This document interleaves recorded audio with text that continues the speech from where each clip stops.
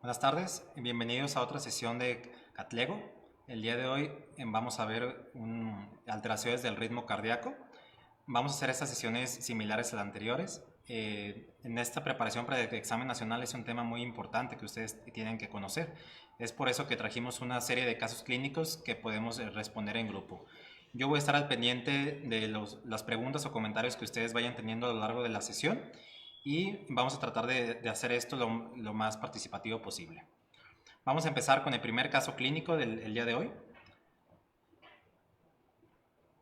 Es un paciente masculino de 80 años, del cual se desconocen antecedentes. Es derivado por servicios médicos municipales por síncope. A su ingreso a urgencias adultos se detecta el siguiente trazo electrocardiográfico. ¿Qué pueden observar en este trazo ustedes? ¿Qué les llama la atención?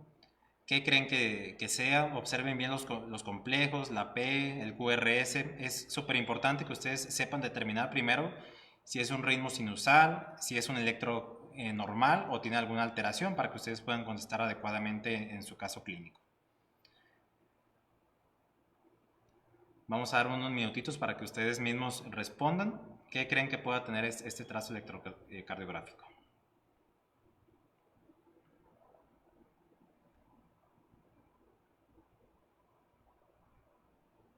¿Qué observan ustedes? Observen bien el QRS, la P, los espacios entre cada onda. Algunas de las opciones que nos comenta este caso clínico es un bloqueo auriculoventricular de segundo grado MOVITS 2, un bloqueo auriculoventricular de segundo grado MOVITS 1, bloqueo auriculoventricular de tercer grado, bloqueo auriculoventricular de primer grado. ¿Qué creen que sea este trazo?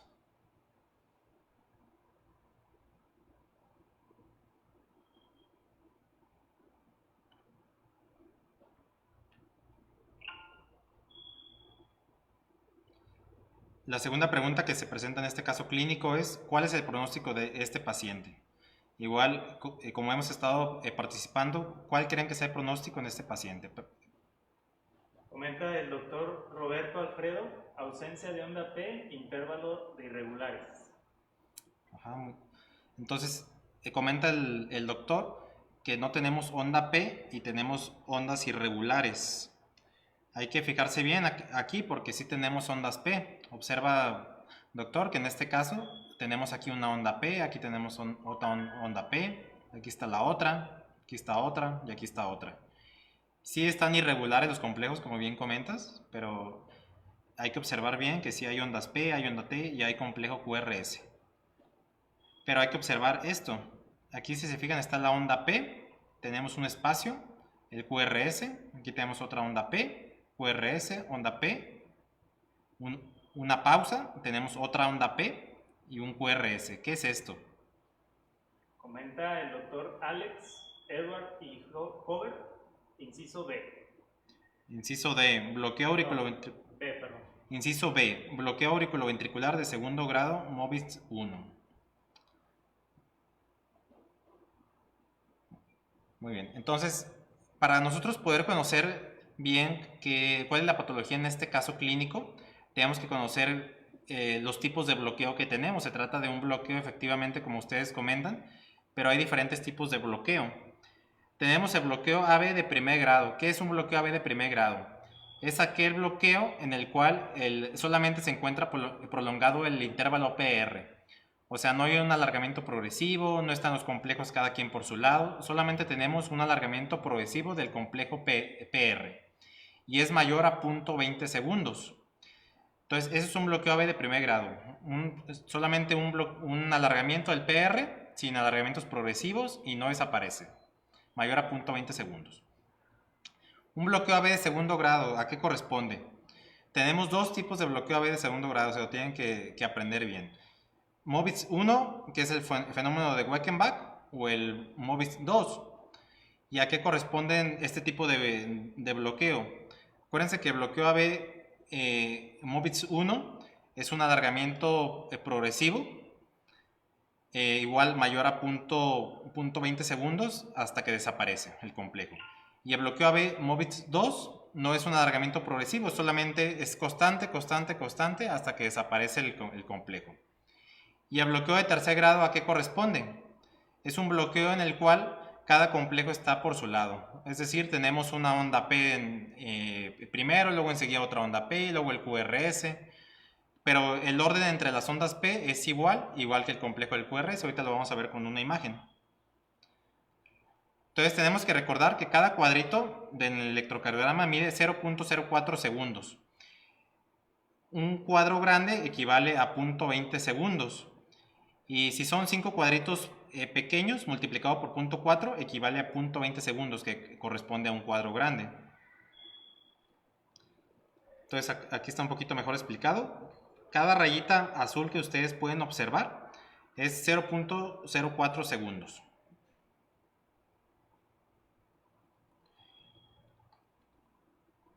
Entonces, como bien comentábamos hace un momento, el bloqueo AB de primer grado va a ser mayor a 0.20 segundos. Entonces, ¿cuánto tiene que medir para que sea un bloqueo AB de primer grado?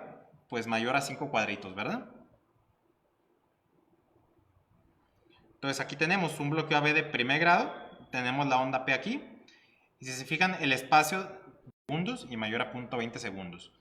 Entonces si se fijan la onda P no se va alargando, no desaparece ningún complejo QRS, ninguna onda P, simplemente está mayor a 0.20 segundos. Eso es un bloqueo AB de primer grado. El de segundo grado, Mobitz 1, que es el fenómeno de Weichenbach, es un alargamiento progresivo, como ya lo habíamos comentado. Entonces, pongan atención aquí en la onda P. Está la onda P aquí, luego está un espacio pequeño. Después tenemos una segunda onda P, ya el espacio es mayor. Después tenemos una tercera onda P, y si se fijan el espacio es mucho mayor aquí ya. Y luego vuelve a haber otra onda P, un espacio pequeño, y así progresivamente. Se va a ir alargando este complejo PR. Entonces es un bloqueo AB de segundo grado Mobitz 1. Es un bloqueo, un alargamiento progresivo del PR. El Mobitz 2, si se fijan aquí tenemos una onda P. La siguiente onda P es normal, igual que la primera, no se va alargando. La tercera igual, tampoco se va alargando.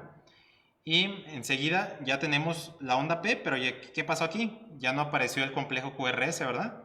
Luego volvemos a tener una onda P, una segunda onda P iguales, tercera onda P, y luego otra vez se va a volver a desaparecer el complejo QRS.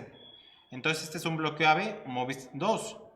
El PR igual es constante, constante, constante hasta que desaparece el QRS.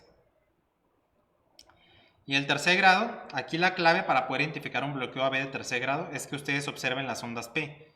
Si fijan, está una onda P, otra onda P y otra onda P.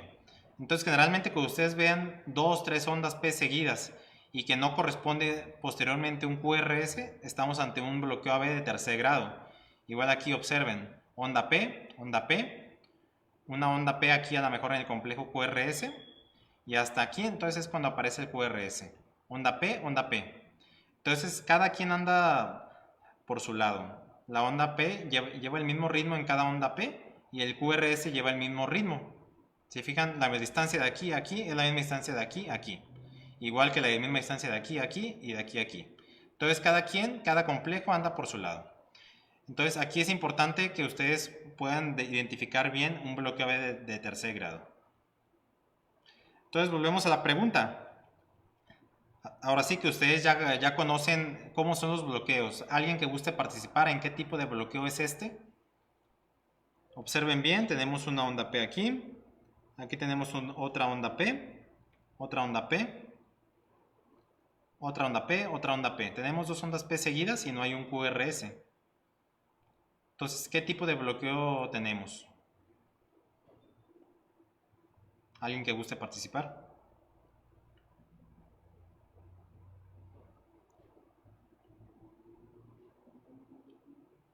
Aquí está un poquito más grande para que puedan observarlo mejor. Dice el doctor Edward González, inciso D.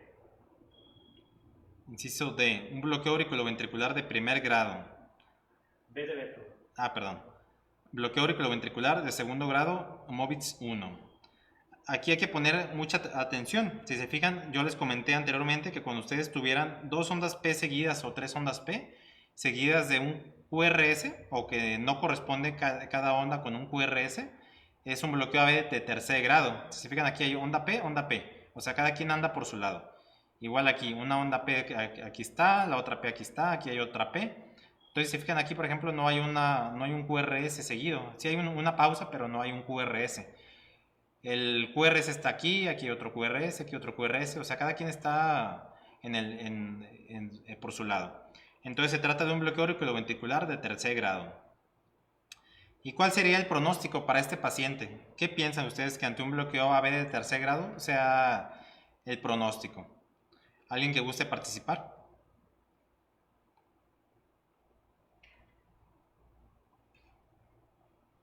Vamos a dar unos segunditos para que respondan. ¿Qué opción es la que ustedes consideran mejor? A, bueno, corto y largo plazo. B, bueno, corto plazo. C, reservado a evolución. Y D, malo a corto plazo. ¿Cuál creen que ustedes sea la mejor opción?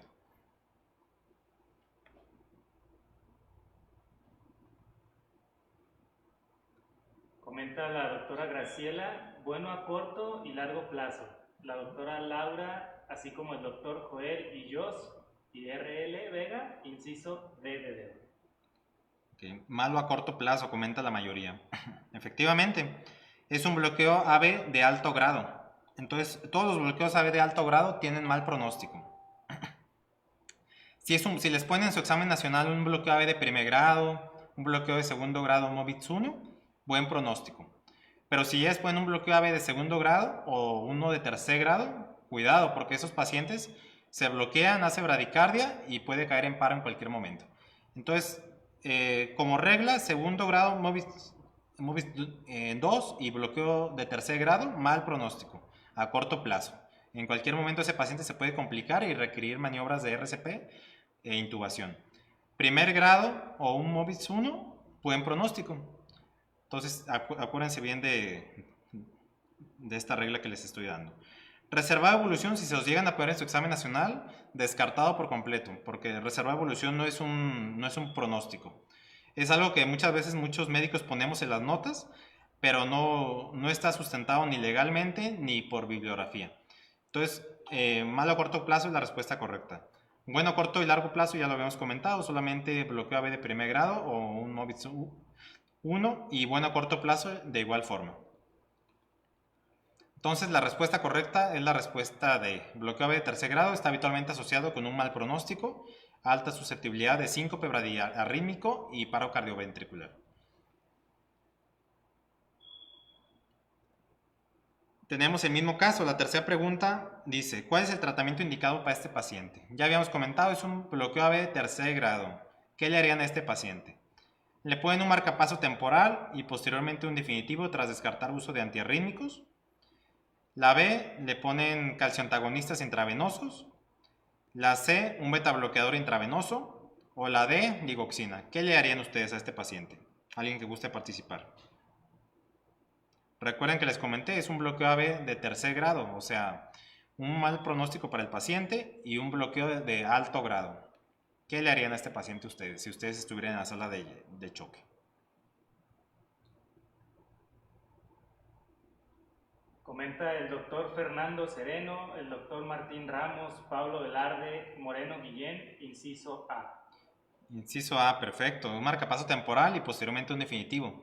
Entonces ya vamos entendiendo, es un paciente con un bloqueo AB de alto grado que requiere un tratamiento intensivo. No nos vamos a ponerle atropina a este paciente o le vamos a poner un beta bloqueador, porque ¿qué va a pasar con el beta bloqueador o el calcio antagonista? Vamos a disminuir aún más la frecuencia cardíaca.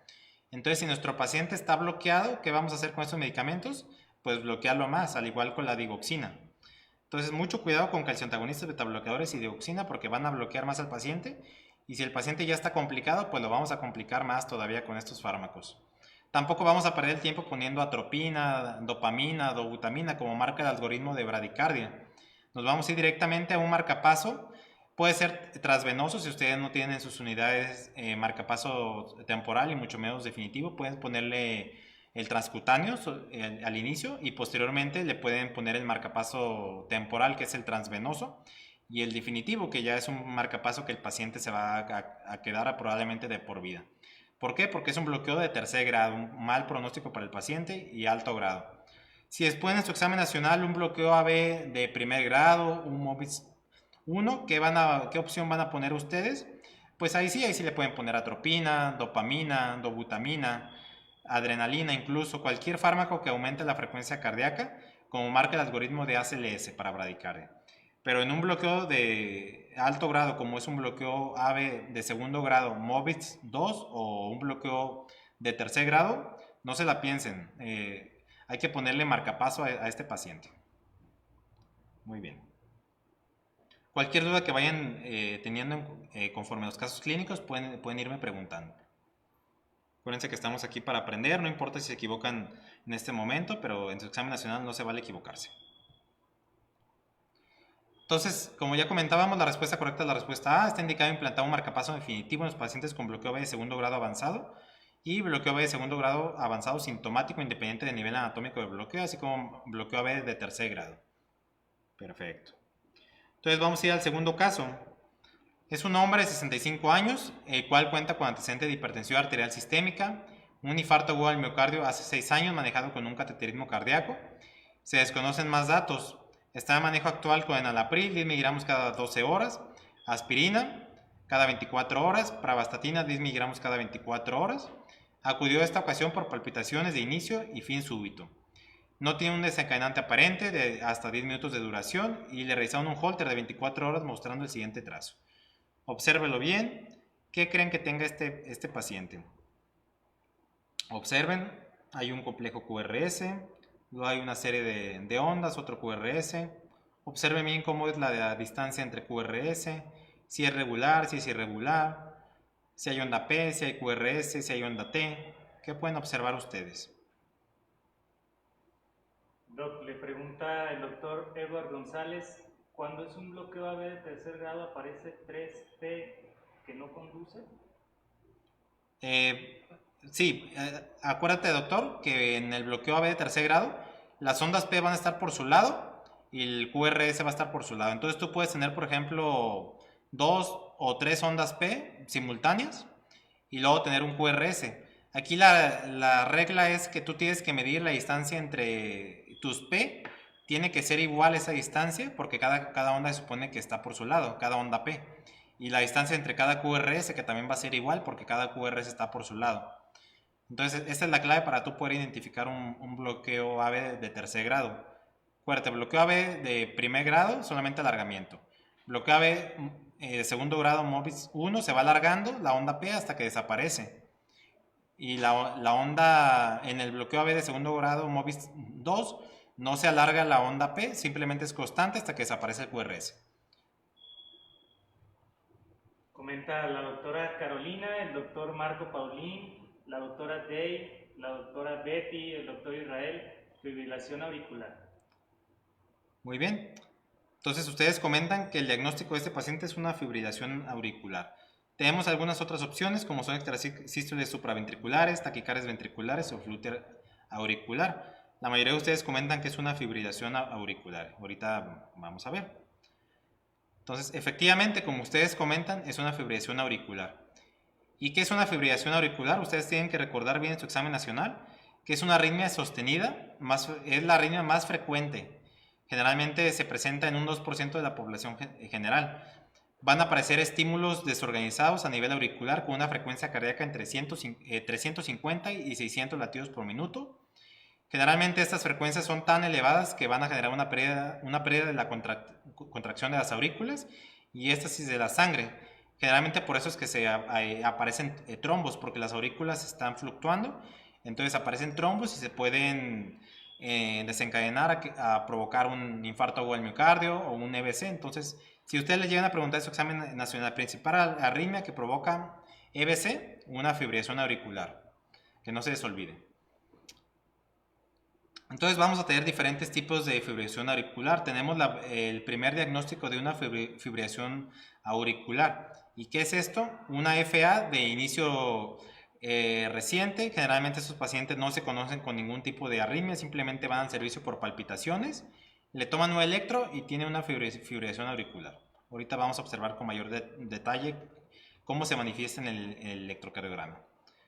Podemos tener una FA paroxística, esta generalmente es una FA autolimitada, generalmente dura 48 horas o menos, pero puede continuar hasta mayor a 7 días. Generalmente puede ser que se limite sola o puede ser que requiera terapia eléctrica o farmacológica. Una FA persistente, ¿cómo la vamos a determinar? Va a ser aquella FA en la cual se presenta mayor a 7 días y puede ser igual que se detenga sola o generalmente con fármacos o cardiopresión eléctrica. Generalmente, como es persistente, va a requerir una terapia eléctrica o farmacológica.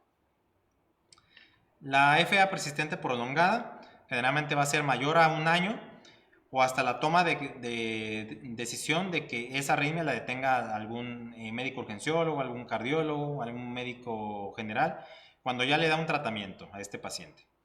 Y la FA permanente es aquella FA en la cual ya el médico y el paciente ya dijeron, ¿sabes qué? No podemos con tu arritmia, entonces pues ni modo, hay que solamente anticoagularte para que no vayas a provocar un EBC o un infarto agudo al miocardio, pero ya ambas partes aceptaron que esa arritmia es permanente. Ya cuando el paciente va a los servicios de atención médica, les dice a ustedes, yo tengo una fibrilación auricular, doctor. Ah, bueno, está bien, señor. Perfecto.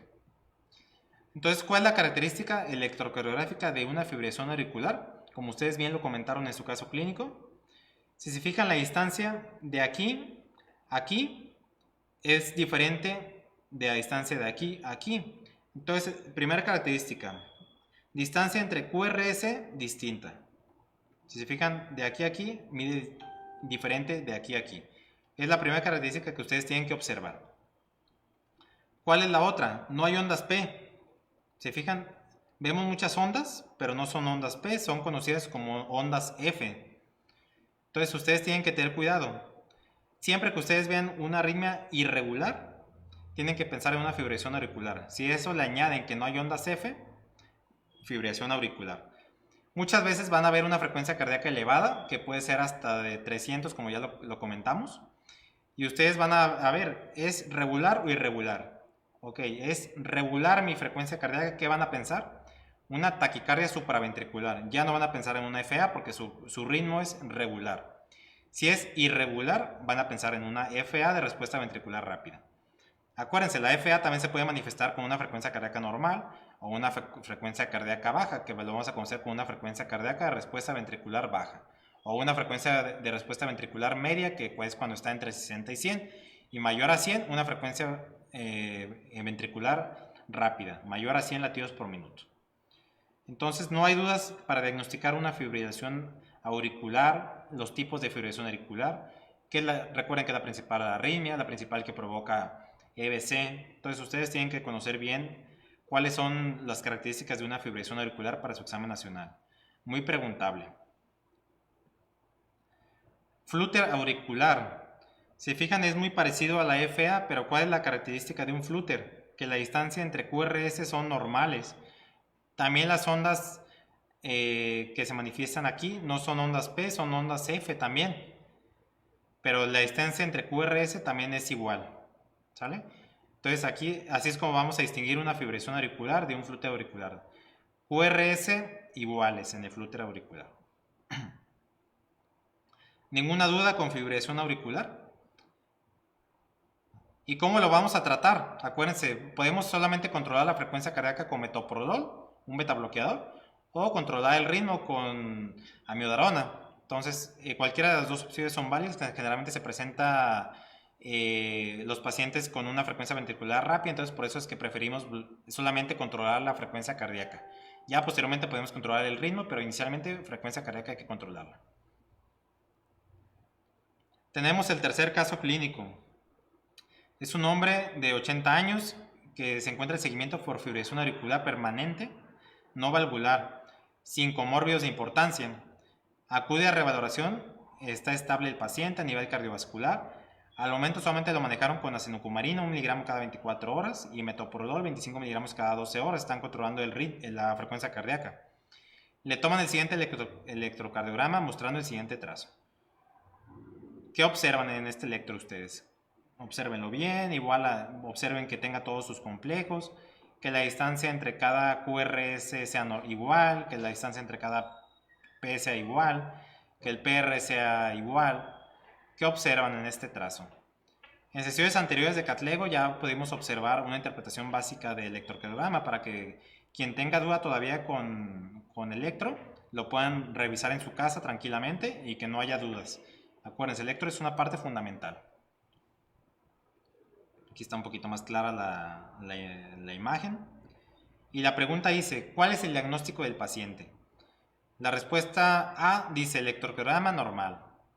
La respuesta B, extracistores supraventriculares. La C, una taquicardia ventricular. O la D, una fibrilación auricular. Vamos a regresar otra vez con el electro para que ustedes puedan observarlo de nueva cuenta. ¿Qué observan aquí en este electro ustedes? Vamos a dar unos segunditos para que ustedes participen.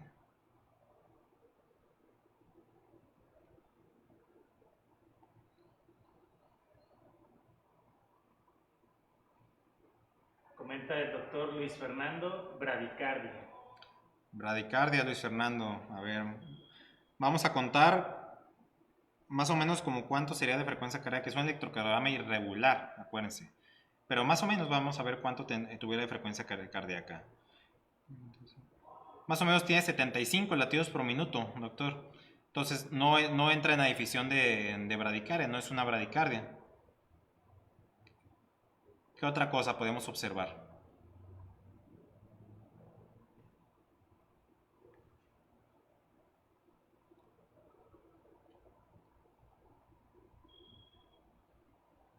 Comenta el doctor Rosman García, la doctora Daniela Méndez y el doctor Marco Paulín, FA. Excelente, doctores, muy bien. Entonces también es una fibrilación auricular. Si se fijan, vamos a observar de nuevo cuenta el electro. Igual, acuérdense de la clave que les comenté. Lo primero que tienen que observar es la distancia entre QRS. Si tenemos una distancia diferente entre cada QRS, inmediatamente ustedes van a pensar fibrilación auricular o una arritmia sinusal. Pero aquí en este caso, fíjense bien la distancia de aquí a aquí y la distancia de aquí a aquí. Son distintas, ¿verdad? Entonces es una fibrilación auricular. No tenemos tampoco ondas P, son solamente ondas F y la distancia es irregular. Entonces con esto ya podemos determinar que es una fibrilación auricular. ¿Y de qué tipo? Una fibrilación auricular, tenemos 75 latidos por minuto, entonces es una fibrilación auricular de respuesta ventricular media. Entonces el diagnóstico, fibrilación auricular, doctores. Acuérdense, fíjense bien primero en si es regular o irregular. Vamos a pasar con el caso 4. Es una mujer de 23 años, no tiene ningún antecedente familiar de importancia. Acudió por episodio de palpitaciones de inicio súbito sin desencadenante aparente. No cede en forma espontánea, por lo que decide acudir a urgencias adultos, donde se le aplica una dosis de verapamilo de 5 miligramos. Cede el cuadro clínico, posterior a lo cual se toma el siguiente electrocardiograma. ¿Qué observan en este electrocardiograma ustedes? Observen de igual cuenta si es regular o irregular, si hay ondas P, si hay algún tipo de bloqueo AB. ¿Qué observan ustedes? Vamos a dar unos segunditos para que ustedes comenten.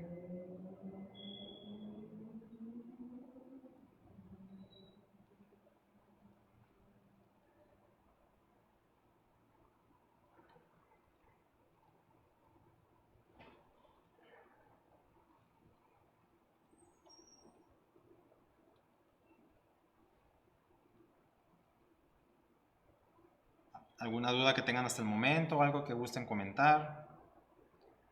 ¿Qué observan en este trazo ustedes? Comenta la doctora Carolina Camacho y el doctor Fernando Morocho, World Parkinson White. Comenta el doctor Daniel Alejandro Gómez, PR corto y onda delta, así como el doctor Edward. Perfecto, doctores. Entonces, ¿cuál sería el diagnóstico del paciente? Un síndrome de Wolff Parkinson White, doctores. Esto es un trazo muy difícil de detectar. Hasta los ojos más experimentados se le puede ir este diagnóstico. Entonces, los felicito. Efectivamente, como ustedes comentan, tenemos una onda delta. Para quien no conozca todavía la onda delta, aquí podemos observarla, miren. Se fijan, aquí tenemos como una pequeña curva. Aquí se ve un poquito mejor. Esta pequeña curvita que está aquí. es la onda delta. Y el PR corto también podemos observarlo aquí. Entonces, efectivamente es un Well-Parkinson-White, doctores. Aquí podemos observarlo mucho mejor, miren. Aquí se ve la pequeña curvita y el PR corto. Muy bien, doctores, los felicito. Ya están hechos ustedes para su examen nacional. Vamos a pasar con el siguiente caso clínico. Vamos a ir primero a una pequeña pausa. No se despeguen, volvemos en un minutito.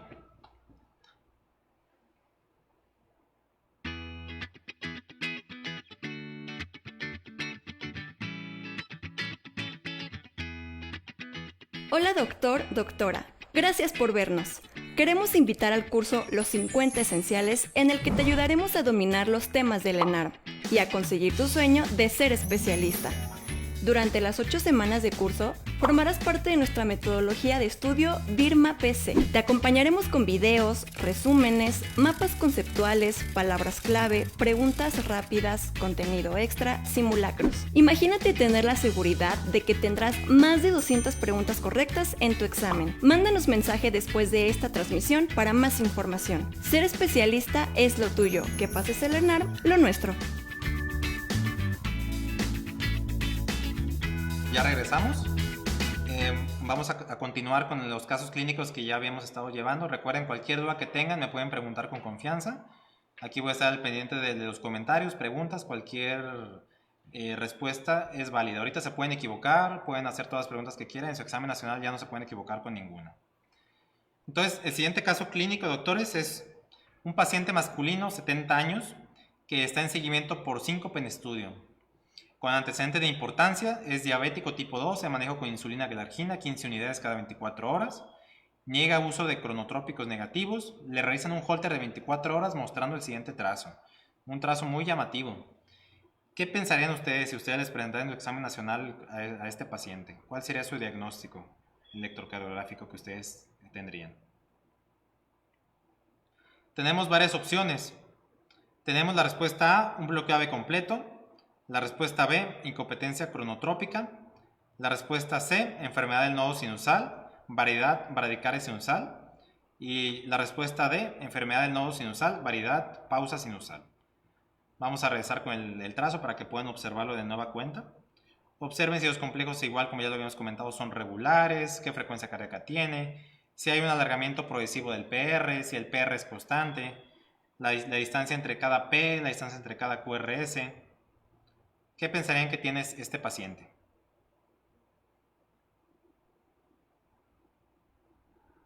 Comenta el doctor Fernando, el doctor Edward y la doctora Marianel, inciso A, el doctor Libby, inciso D. Entonces, varios comentan inciso A, un bloqueo completo, otros comentan enfermedad del nodo sinusal, variedad pausa sinusal. Muy bien, ahorita vamos a ver la explicación. Entonces, efectivamente, como comentaron algunos de ustedes, es una enfermedad del nodo sinusal, variedad pausa sinusal. ¿Y por qué? Vamos a observarlo. Un bloqueo AV completo ya habíamos comentado cómo se iba a manifestar. Acuérdense que puede haber 2, 3 P's simultáneas, que cada quien lleva un orden distinto, y después QRS que llevan el mismo orden, pero cada quien está por su lado. En este caso, tenemos aquí una pausa enorme. Aquí, miren, observen aquí, una pausa sinusal enorme. De hecho, este paciente no cayó en paro cardíaco de puro milagro. Pero tenemos aquí, tenemos el complejo QRS, aquí tenemos una onda P, la onda T y después la pausa.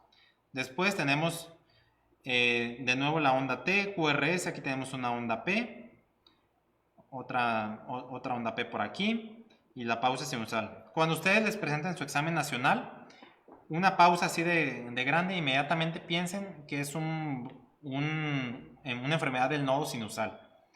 Igual puede ser que el electro esté completamente normal y solamente esté la pausa sinusal, esa es la clave. Si tiene una onda P y luego un QRS y después una pausa, enfermedad del nodo sinusal hasta no descartar lo contrario. Si tiene una onda P que se va alargando hasta que desaparece, un bloqueo AB. Si tienen que el alargamiento no es progresivo, que solamente está constante hasta que desaparece, bloqueo AB de segundo grado, pero en este caso no tenemos un alargamiento progresivo, solamente tenemos una pausa sinusal. Entonces, toda pausa sinusal tenemos que pensar que se trata de una enfermedad del nodo sinusal. Y aquí en las respuestas hay una variedad que dice bradicardia sinusal. ¿Cómo es esto? Pues solamente tenemos el electrocardiograma normal, solamente está bradicárdico y ahí hay que pensar que es una enfermedad del nodo sinusal, variedad bradicardia sinusal. En este caso tenemos una pausa sinusal, una variedad pausa sinusal, entonces es una enfermedad del nodo sinusal. Entonces una pausa o un paro sinusal, ¿cómo lo vamos a definir? Una ausencia transitoria de ondas P sinusales en el electrocardiograma que puede durar de 2 segundos a varios minutos en presencia de un ritmo de base sinusal. Esa normalidad se va a deber a una alteración en la descarga del nodo sinusal, es decir, ese nodo va a estar enfermo. Generalmente se dan los pacientes ya de edad avanzada o en pacientes con infarto del miocardio, que el infarto fue en el nodo sinusal, entonces por eso es que presentan esta pausa.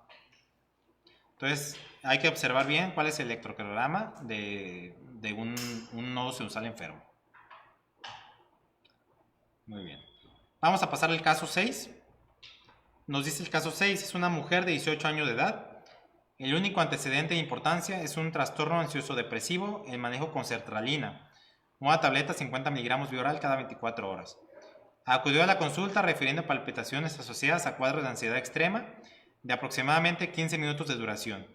A la exploración física no tiene ninguna alteración relevante, se le realiza un Holter de 24 horas y muestra el siguiente trazo. Obsérvenlo bien, ¿qué observan? ¿Cómo son los complejos QRS? ¿Cómo es la onda P? ¿Hay un alargamiento progresivo? ¿No hay alargamientos? ¿Un electro normal? ¿Un bloqueo AB? ¿Qué es lo que pueden observar en este paciente? Tenemos varias opciones. La opción A, una taquicardia sinusal. Opción B, una taquicardia por reentrada nodal.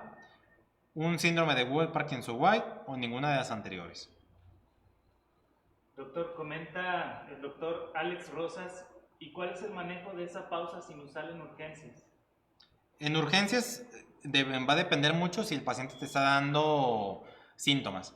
Si te da datos de bajo gasto y tienes un paciente bradicárdico, puedes tratar con atropina para ver si responde o va a seguir tu algoritmo de bradicardia.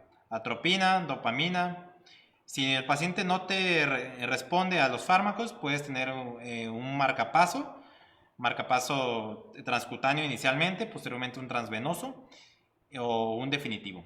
Entonces, generalmente vamos a seguir nuestro algoritmo de bradicardia en este paciente. Comenta el doctor Nico Paco, el doctor Moreno Guillén, la doctora Noemí, taquicardia sinusal. Muy bien. Entonces, efectivamente, como bien comentan los doctores, es una taquicardia sinusal. ¿Por qué taquicardia sinusal? Porque tenemos una onda P, luego tenemos un QRS, la distancia del PR es igual, si se fijan en todos los complejos es igual, el PR, la onda P de características normales y el QRS de características normales también. Entonces aquí tenemos algo que nos llama la atención, que es muy común en los servicios de urgencias. Generalmente se debe a trastornos ansioso-depresivos, que ya los pacientes ansiosos empiezan con taquicardia, van a urgencias y un electro completamente normal, ya reinterrogando puede ser que hayan tenido algún problema, algún susto, y solamente se debe a una taquicardia sinusal. ¿En quién se va a presentar esta sintomatología? También los pacientes con fiebre también, generalmente, o pacientes con hipovolemia también pueden tener taquicardia sinusal. Entonces, efectivamente, una taquicardia sinusal en este caso. La siguiente pregunta, ¿cuál es la etiología probable en esta paciente? Reentrada nodal, un paciente con trastorno ansioso depresivo, cardiopatía congénita cianógena o ninguna de las anteriores. Entonces esta respuesta ya la habíamos comentado anteriormente también. Es un paciente con un trastorno ansioso depresivo que probablemente tuvo algún desencadenante y por eso fue que presentó esta patología. Entonces la respuesta correcta, una taquicardia sinusal, es la respuesta A, como bien comentan ustedes. Entonces vamos a definir la taquicardia sinusal fisiológica como aquel incremento de la frecuencia de disparo del nodo sinusal a mayor a 100 latidos por minuto, como una respuesta a un factor de estrés que ya habíamos comentado. ya sea físico, emocional, patológico o farmacológico, y que tiene como característica no ser paroxística. Farmacológico, como cuál fármaco nos podría ocasionar una taquicardia sinusal, salbutamol. El más clásico en los servicios de urgencia, le das un disparo de salbutamol y empieza con taquicardia el paciente. Entonces, una respuesta completamente normal. Ya habíamos comentado la segunda pregunta, un trastorno ansioso depresivo, como ya lo habíamos comentado, desencadenado por algún estrés. Y la tercera pregunta, ¿cuál sería el tratamiento de elección en este caso? ¿Qué le darían a este paciente ustedes? ¿Un beta bloqueador, como metoprolol, propanolol? ¿Le darían digoxina? ¿Le darían propafenona? ¿O ninguna de las anteriores? ¿Cuál sería la respuesta que ustedes escogerían para este paciente? Observar bien. Tiene palpitaciones asociadas a cuadros de ansiedad extrema y van 15 minutos de duración y no se le ha quitado. Inciso D de dedo. Y el doctor Joel Camacho, ninguna de las anteriores. Bien. Entonces, en este caso, aquí la clave es que el paciente dice que tiene 15 minutos de duración y no se le ha quitado esa taquicardia. Entonces, ustedes pueden hacer un manejo conservador porque es una taquicardia sinusal por algún desencadenante. Entonces, al inicio conservador, lo observan al paciente, lo acuestan, que se duerma un ratito, no le dan ningún tratamiento al inicio.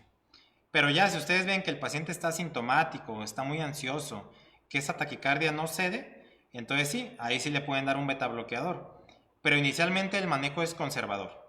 Entonces, en este caso, el paciente tiene 15 minutos y está muy ansioso. Este paciente tiene una ansiedad extrema. Entonces, le podemos dar un beta bloqueador, acostarlo, reposo, una dosis pequeña de metoprolol y esa taquicardia se le va a quitar. Pero si ustedes ven a inicio que ese paciente ya se le quitó la taquicardia, que no le están dando ningún fármaco, que con el puro reposo se está quitando, pero está perfecto.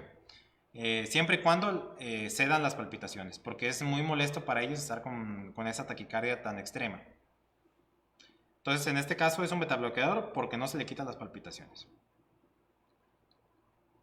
Entonces, su guía de práctica clínica recomienda el uso de beta bloqueadores, ya sea metoprolol o propanolol, en pacientes con taquicardia sinusal sintomática asociada a trastorno de ansiedad o estrés emocional. O también le pueden dar cuando tenga tirotoxicosis. Recordar que los pacientes con tirotoxicosis también pueden desencadenar una taquicardia sinusal.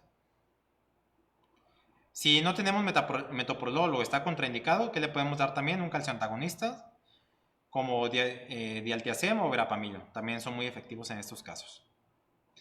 Y sobre todo, identificar y corregir la causa primaria. Si tiene fiebre, pues le vas a dar ya sea paracetamol, ibuprofeno para corregir la causa. Si es por una tirotoxicosis, también corregir la causa que lo está llevando a eso y el fármaco específico.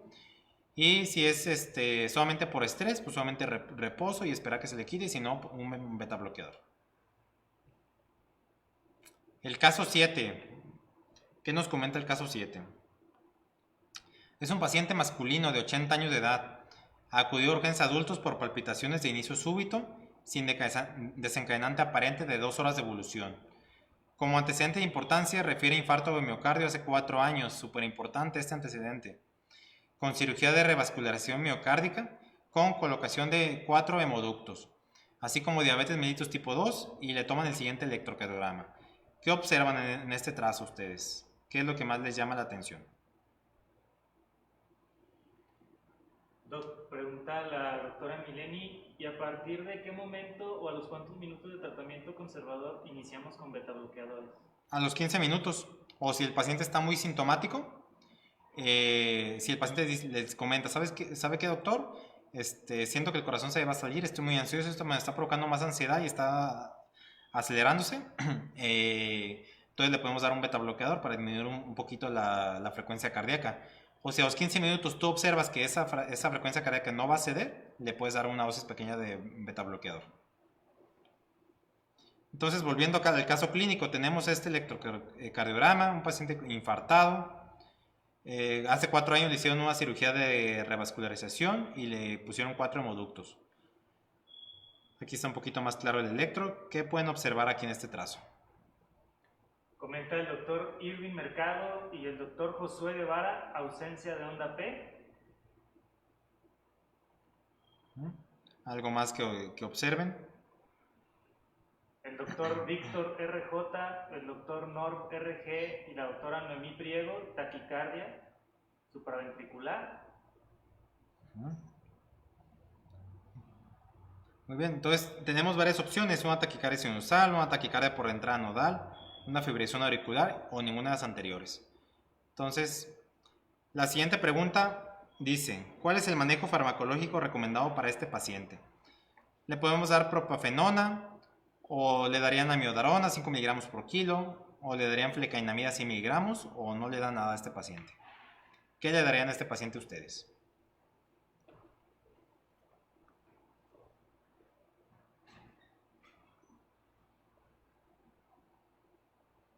¿Cuál sería la respuesta más correcta en este caso?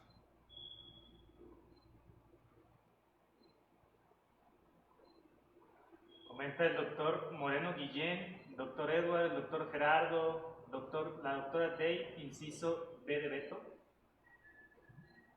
la doctora Alicia, inciso A. Perfecto, doctores. Entonces, como bien comentaron hace un momento, ese inciso B es una taquicardia por entrada nodal.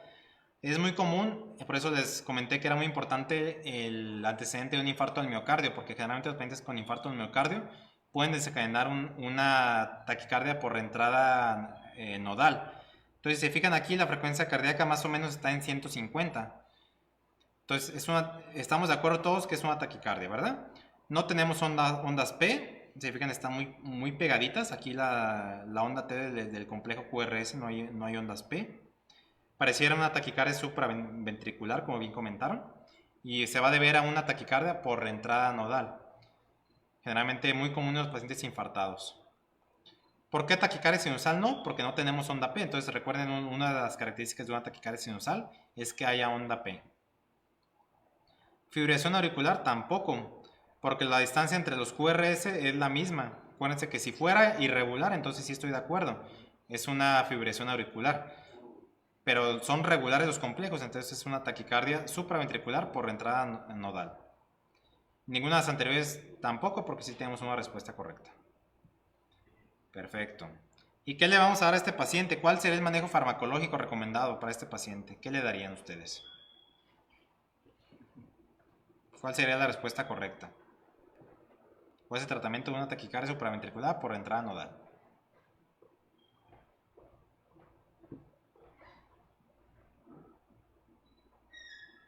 En este caso, no les está poniendo signos vitales, pero vamos a suponer que nuestro paciente está estable. ¿Qué fármaco le darían a este paciente? Está estable su paciente, ¿eh? Igualmente, aprovechando, si estuviera inestable, ¿qué le darían a este paciente? ¿Cuál sería la respuesta? Coméntenme las dos, por favor, en el chat. ¿Estable o inestable? ¿Cuál sería el mejor tratamiento? La doctora Alicia Galván comenta que el inciso A estable, el doctor Rodrigo Ángel, inciso B estable. Y si estuviera inestable, ¿qué tratamiento le darían? Inestable. De nueva cuenta, comenta la doctora Alicia Galván, la amiodarona solo se da en pacientes inestables. Entonces, doctores, aquí hay algo muy importante que ustedes tienen que preguntarse cuando se están preguntando una arritmia, es eso precisamente, y en todas, no solamente en esta. ¿Está estable o inestable mi paciente? Está estable, el manejo es farmacológico. Está inestable, el manejo es terapia eléctrica, es decir, cardioversión eléctrica. Ya sea en taquicardia supraventricular, en taquicardia ventricular, en fibrilación auricular, es igual el manejo. Estable, farmacológico, inestable, terapia eléctrica. Solamente recuerden que es cardioversión eléctrica porque el paciente tiene pulso. Si no tuviera pulso, como una fibrilación ventricular, por ejemplo, una taquicardia ventricular sin pulso, entonces sí, ahí sí es desfibrilación. Pero en este caso tiene pulso mi paciente y está estable, entonces el manejo es farmacológico. Entonces, ¿qué le vamos a dar? Amiodarona. No solamente es para los pacientes inestables, es para todo paciente que queremos controlar el ritmo. Y el tratamiento para una fibrilación, una taquicardia supraventricular, si estuviera estable, es adenosina, pero en este caso no le estamos poniendo la adenosina en este caso. Entonces, por eso es que la respuesta es amiodarona, que también está dentro de su guía de práctica clínica. Entonces acuérdense de contestar siempre lo más correcto. Entonces la respuesta correcta es la respuesta B, amiodarona a dosis de 5 miligramos por kilo sería el fármaco de elección en el caso de pacientes con cardiopatía estructural y deterioro de la función ventricular izquierda, 5 miligramos por kilo. No se confundan, si después de una taquicardia supraventricular y el paciente está estable y viene la opción adenosina, esa es la respuesta correcta. Si no viene adenosina y viene amiodarona, esa es la respuesta correcta.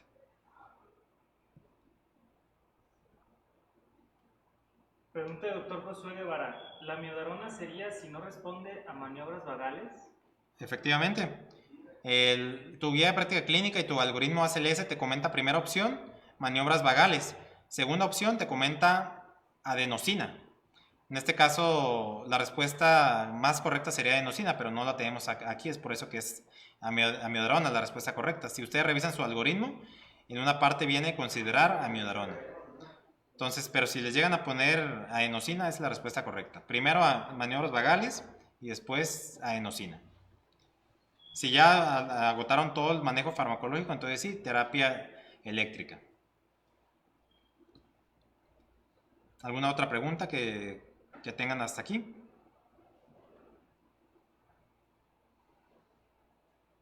Muy bien. Entonces, el siguiente caso clínico es un paciente masculino de 82 años que acudió a valoración por presencia de vértigo sin llegar al síncope de un mes de evolución. Como antecedente, únicamente destaca la hipertensión arterial, el manejo con captopril, 25 miligramos cada 8 horas, y a la exploración física, ruidos cardíacos rítmicos a 40 latidos por minuto. Le toman un electrocardiograma mostrando el siguiente trazo. ¿Qué observan en este paciente? Fíjense bien, hay ondas P, hay QRS, ondas T, no veo alargamientos progresivos. ¿Qué sería en este caso el diagnóstico de su paciente? Quizá una fibrilación auricular lenta, un bloqueo AV completo, una enfermedad de nodo sinusal, variedad bradicardia sinusal o una pausa sinusal. ¿Qué responderían ustedes? Comenta el doctor Irving Mercado, el doctor Marco Paulín, el doctor Gerardo, Rosman, Edward, Rodrigo, bradicardia sinusal. Ajá, es una bradicardia sinusal, efectivamente. ¿Y secundario a qué, doctores? Según estas respuestas. Si es bradicardia sinusal, estoy de acuerdo con ustedes. Hay P, hay QRS, la distancia del PR es normal. Entonces cumple los criterios de un ritmo sinusal y está bradicárdico. Aproximadamente tiene una frecuencia cardíaca de 40 más o menos. Entonces es una bradicardia sinusal. Y de estas respuestas, ¿qué escogerían? ¿Qué respuesta escogerían?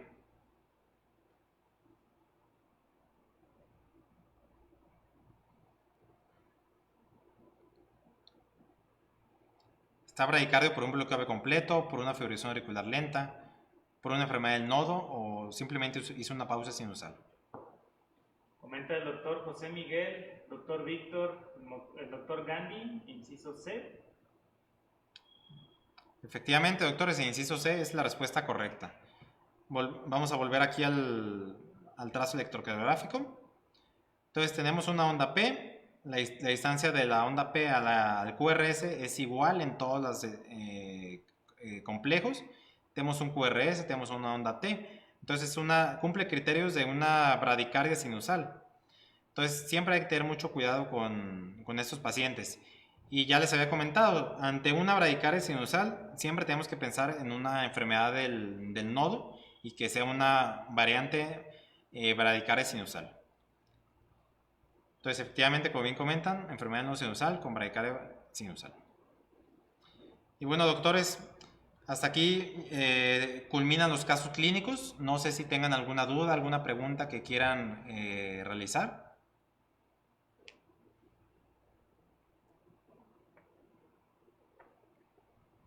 Vamos a dar unos segunditos para que ustedes respondan.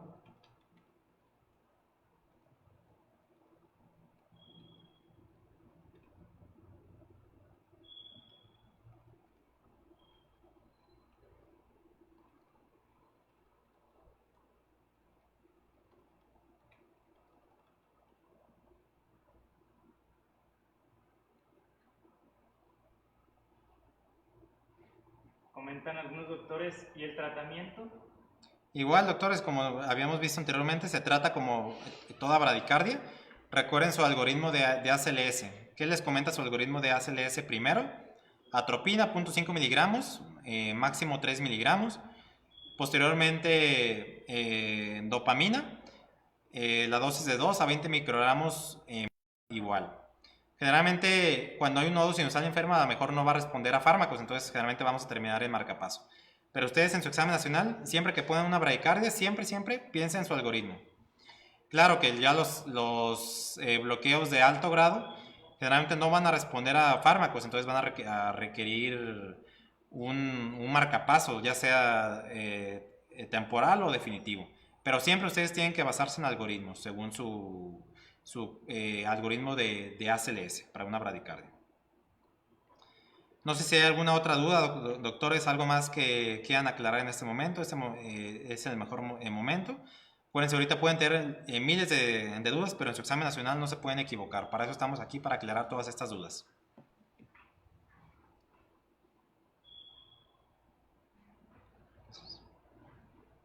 Perfecto, doctores. Entonces, hemos llegado al final de esta transmisión en vivo de CatLego. Los invito a continuar presentándose a estas transmisiones para que se sigan preparando adecuadamente. Y recuerden que ser especialista es lo suyo, que pases el ENAR es lo nuestro. Nos vemos la próxima vez, doctores. Que estén muy bien y estudien mucho.